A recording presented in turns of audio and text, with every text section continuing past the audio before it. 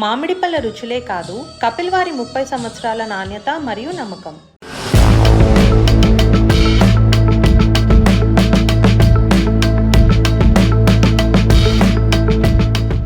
తెలుగు రాష్ట్రాల్లో అఘోరీ కేసు సంచలనం రేపుతోంది.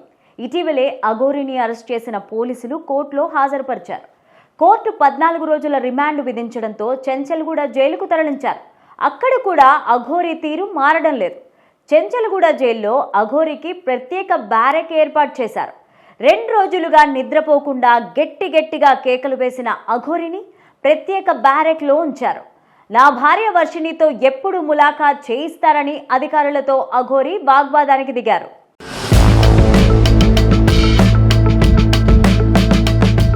జైలు అధికారులు అఘోరీకి ఖైదీ నెంబర్ 12121ను కేటాయించారు.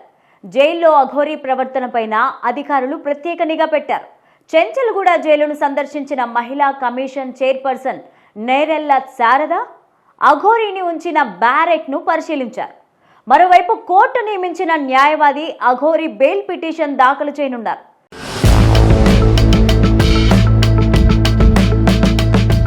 కొన్ని నెలలుగా తెలుగు రాష్ట్రాల్లో వివిధ కార్యక్రమాలతో కలకలం సృష్టించిన అఘోరీ అలియాస్ అల్లూరి శ్రీనివాస్ను సైబరాబాద్ పోలీసులు బుధవారం అరెస్ట్ చేశారు.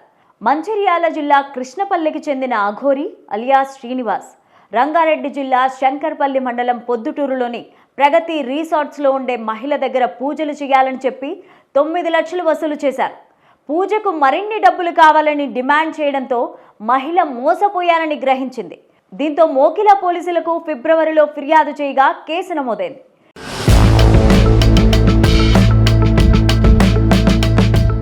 ఈ కేసు దర్యాప్తులో ఉండగానే అఘోరీ ఆంధ్రప్రదేశ్కు చెందిన ఓ యువతిని పెళ్లి చేసుకుని రాష్ట్రం విడిచి వెళ్లిపోయాడు. సైబరాబాద్ పోలీసులు అఘోరీని పట్టుకోవడానికి స్పెషల్ బృందాన్ని ఏర్పాటు చేశారు.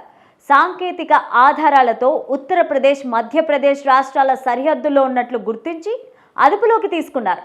నగరానికి తీసుకొచ్చారు. వైద్య పరీక్షలు నిర్వహించిన అనంతరం చేవెళ్ల కోర్టుకు తరలించగా 14 రోజుల రిమాండ్ విధిస్తూ న్యాయమూర్తి తీర్పునిచ్చారు.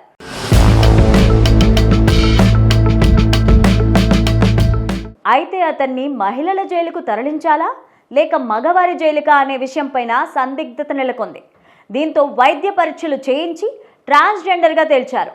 ఆ తర్వాత చెంచల్గూడ జైల్లోని ప్రత్యేక సెల్కు తరలించారు. అక్కడ విచిత్రమైన అరుపులతో అధికారులకు నిద్ర లేకుండా చేస్తోంది అఘోరీ.